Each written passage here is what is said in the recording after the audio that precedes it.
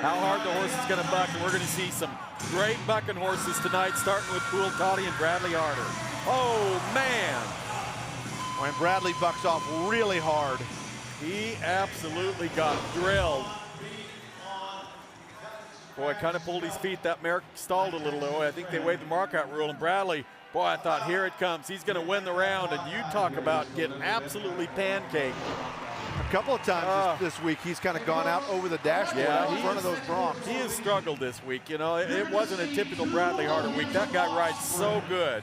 But boy, he's just darn sure been snake bit this week. Dustin Flunder lives in Pincher Creek, Alberta. Great to see some Canadian bronc riders getting back to the Wrangler NFR. It's been a little bit of a drought. Used to see the Hay Boys here all the time. Yeah. Glenn O'Neill, of course, a transplanted Aussie who won the World Championship when he was living in Canada. Boy, good chance here for Flunder. This is Lunatic Fringe. This is a stallion from Birches, and he is so cool. You know, he's one of those horses, you got to get your timing down right out of the chute. You don't want to get behind him and try to catch back up. But if you're ahead of him, Flunder's got a great chance to be in the mid-80s right here. Boy, if he gets out of that chute with a mark out, I'm going to be amazed, because he did not attempt to reach up there with that left foot and mark him out. Yeah, it never moved. It didn't move, no. So Flunder lets one get away, and he's not going to be happy with himself, because no excuse for that. Rare out of there. Maybe he thought he was going to get hit on the gate, but he didn't get hit. He misses him out. All right, let's go down to Katie Kaufman. Clay, 10 days of consistency in this arena on this stage is nearly impossible. How were you able to pull off these back-to-back world championships? Well, first I got to give the glory to God, because without him we wouldn't be here. But we just executed our game plan to perfection this time around, and I thought that's what we were capable of doing. We're good at catching, and I figured we could do it before we started, and I'm just glad we got it done. You absolutely did. Jade, it's no secret you're a perfectionist and truly feel there's a scientific method to the perfect run. How much added pressure did you put on yourself to catch this 10th steer tonight? I tried not to put too much pressure on myself. We knew we just had to catch, and that's what we practice all the time, and I just tried to not think about what was to come afterwards and just focus on doing my job, and it worked out. You absolutely did. Congratulations. Now 3 straight world titles now for Jade Gorkel, and you know, who's been the best of that? Speed and Rich. Yeah. 8 consecutive world titles incredible. in a row. Gorkel's got that kind of mad skills, though, as we see Cody DeMoss not here on Resistol's top hat. Boy, this looks good. Cody DeMoss, he's starting a great ride right now and finishes it. How good. I mean, I love his style. I really do. His upper body's good. Lifts on his rein, toes out, beats the horse to the ground. I mean, he has had a great career. Narrowly missed winning a world title a few years ago. He won the average, and tonight he should take the lead in this round. That was awesome. Yeah, that's the first qualified ride in this round. 86 yeah, that was points. pretty easy, I guess, but that was a good score. Cody DeMoss showing off a little bit, trying to win round number 10. And here comes Medicine Woman, our saddle bronc of the year. Well, this is her the first time she was out with Chad Furley, and that was the result. She is strong, she's droppy, but a chance to be 90 right now. Cole Elshier. You look at the bareback side of things, they've won 2 rounds on the bareback horse of the year, Dirty Jacket. You know, but in terms of Medicine Woman, a little bit more of a handful. Yeah, she's all there. You know, Dirty Jacket is too, but a little more user-friendly if you're a bareback rider. This mare, though, she is just flat strong. There's nothing phony about her. She's going to give you a good shot. No tricks out of the chute. She is going to bring the heat. You can't get behind her. You got to set your feet and be ahead of her every jump. And you got to hope you can get through 8 seconds. It's a long 8 seconds because she does not weaken. Big. Everything you want to see in a bucking horse of the year. All right, Elshier. Whoa, my goodness. I don't know what you call that, a triple dipper off the top right there, whatever. Spun him around twice. Oh, what a bucking horse. In my opinion, should get the halter for bucking horse of the year, but she also should get the halter for bucking horse of the finals. Look at this. 1, 2 revolutions. Man, oh man. Those stirrups were gone. She just fell out of earth on Yeah, him. his stirrups just disappeared, and I'm telling you, that's some kind of a buck-off right there. Look at that. Look how high up out of his saddle and then just spins him around like it's nothing. Right. Man, that's a great mare. Very deserving of the Saddle Bronc of the Year honors. Jacobs Crawley getting set. You know, one time during the stretch, he was right there and going to be in contention for that World Championship. Got a little bit sideways. He starts round 10, 8th in the average. 8th in the world. Here's a guy that's got world championship potential. You know, he really does. He actually missed 2 horses out. He's ridden all these horses, but he missed a couple out. And that really is his, if I was going to say his biggest chink in his armor right now is his spur outs. He can do it. I've watched him hold his feet and spur horses out good. He just has to really focus on that first jump. I think he's trying to get things going so quick that he's pulling his feet a little bit. Boy, and he better not on this one. This is Lynx Mountain from Calgary. I've seen him be 90 on this horse. Bradley Harder was 90 or 91 at Hermiston, Oregon 2 years ago to win that event. If you're curious about the arena record, 93, Billy Edbauer didn't do it once. He did it twice Couple times. on Cool Alley. On the same horse. And in round 10, too, I believe. So here we go. Okay, a stall. So he's going to not have to mark the horse out. But now he has to get things going. And you can see why Lynx Mountain, they love drawing this horse. Boy, how pretty a ride. Good ride for Jacobs. I mean, that was good stuff. Oh, you can understand why it's called Rodeo's Classic event when you watch that right there. Yeah, really, that's the truth. You know, they're going to wave the mark out. You can see him doing it right there. I think that's Terry Carlin on this side because that horse stalled, then kind of fouled him in the chute. But then to stay focused and be able to make this ride, that's saying something right there. Good for Jacobs. Waiting on the score to come in. Cody DeMoss, the only other cowboy with a qualified ride, 86 points. He sits on top of the leaderboard, 83 for Crawley, so he's in second place at the moment. Here comes Cody Wright. Hurt, missed the last 2 rounds, trying to get back into the mix of things. Boy, and he's looking good. You know, he dislocated his shoulder. You see they have it strapped to his body so he doesn't get it up and out. And good ride. I mean, to come in, and depending, you know, I don't think he'd ever dislocated his shoulder before. That was the first time. So you have no idea how much pain he's in right here. I don't know about the mark out. I think they're going to go ahead and mark him. But to make this ride under those conditions, that's pretty good. He hit the ground hard on that shoulder earlier this week. No score for Cody Wright. I mean, that's a former bucking horse of the year. They did get him at the gate, and they should have. You know, they should have, but boy, my hat's off to Cody. He stepped up and tried. Now here comes Jake Wright. Remember we talked about him, Tandy Freeman recommending that he does not get on, but he's 3rd in the average, wants to get that check, and bucked off right on top of his head last night. And this is a no day off. This is Stampede Warrior from Calgary. Big swoop. Now he's going. I don't know if he spurred this horse out either, but he's making a good ride, good finish. Now I hope he just gets off the pickup man and gets down on the ground nice and easy.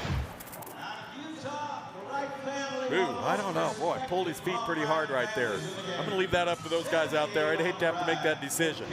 After that, though, good, solid ride by Jake, and they are going to mark him, so 78 points.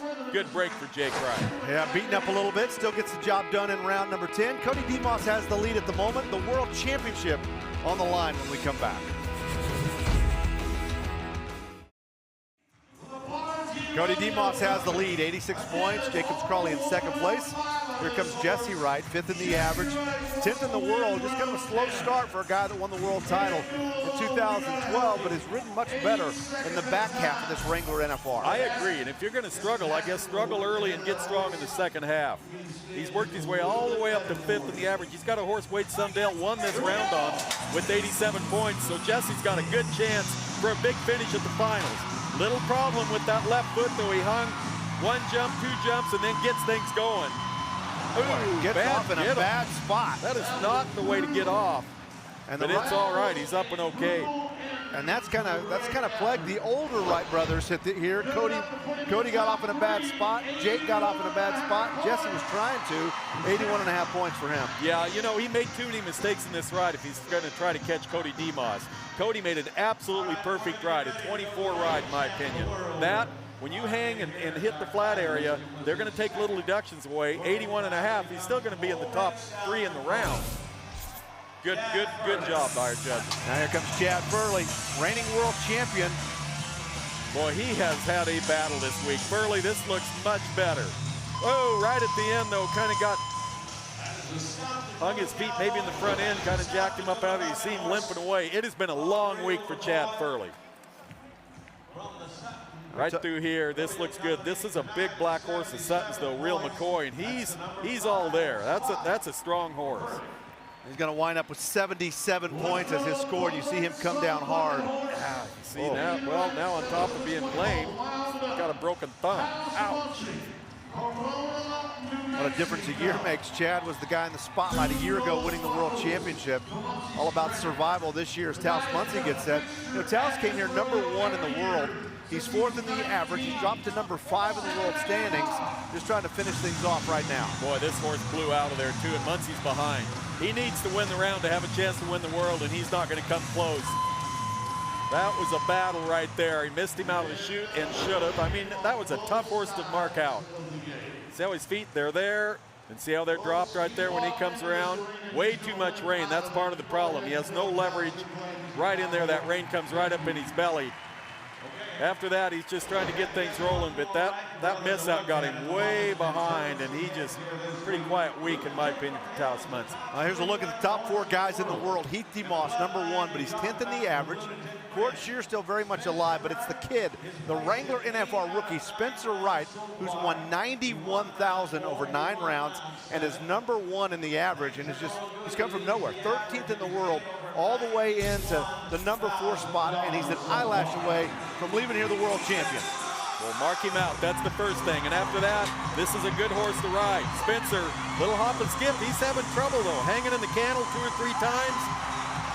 So that may just kind of take the heat off a little bit of Cord Shear. Spencer, he's $5,000 out of the lead for the world, but #1 in the average. The difference between #1 and #2 is about $9,000. We'll see where these guys put him. He looks better on the left side. Still hangs, 2-3 jumps in there. 79 points is coming up for Spencer. That's going to put him 4th in the round. That's really the first bobble that we have seen from him in a while.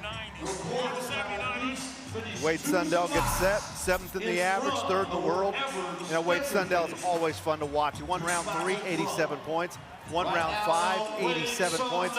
Won last night on Broken Camp, 82.5. It's been a pretty lucrative 9 rounds for him. It has been, you know, but he kind of had some back problems after last night, but it's not showing up in this ride. Boy, he makes no doubt, sets his feet. He made one mistake. When that horse rolled around and went right, his left foot's gonna hang just right there. See how he hit him low? And then from that point on, right there it's low. From that point on, he owns him going across there. But that's gonna be a little deduction too, but he's darn sure should be Spencer right, and he does. Yep, 82 for him. Yeah, and that's right. Let's go to Katie. Boy, well, Jeff and Butch, I saw Court before the performance this evening. He said this horse, there isn't a horse in this pen that you wouldn't want to get in tonight, or get on tonight, rather. This horse hasn't won Bucking Horse of the Year yet, but there's a reason he's matched up with them. As far as his nerves, he went and ate with his family, and he said, let the chips fly where they may. He's got to get things rolling. He has to be in the mid-80s to have a chance. He may get a re-ride, maybe. That horse kind of moved forward just a little bit. Boy, that's a tough call right there. He wasn't a bad horse by no means. Right here, he looks good. But watch this. Right here, he's going to just kind of scoot forward. 1, 2 jumps. Right through there. So I don't know what they're going to do. He's not going to get much of a score if that's what he has to live with. Yeah, 71 points for Court. And I see no option for a re-ride for him. I think it's going to be Spencer Wright. How about that? 71 for Shear. He's going to end up second in the average, but I think Spencer Wright's got it. He's got the deal on, maybe. From 13th all the way to 1st. Wow. Bypassed 3 of his brothers in the process of that, too, by the way. And I'm not taking any away from Heath, but Heath comes in a little too low in the average. That's going to really separate it, like Joe Beaver and I've talked about all week. Heath's 10th in the average, so he's not going to get a check in the average. He has to win the round to even have a halfway chance, and I don't think that's going to be enough either. But he'd still like to win this round. This is a great stallion from Calgary. Yeah, his brothers made it tough to win this round. His brother Cody DeMoss has the lead at 86 points. Thank you, guys. Timely delivery. He's going to get it on.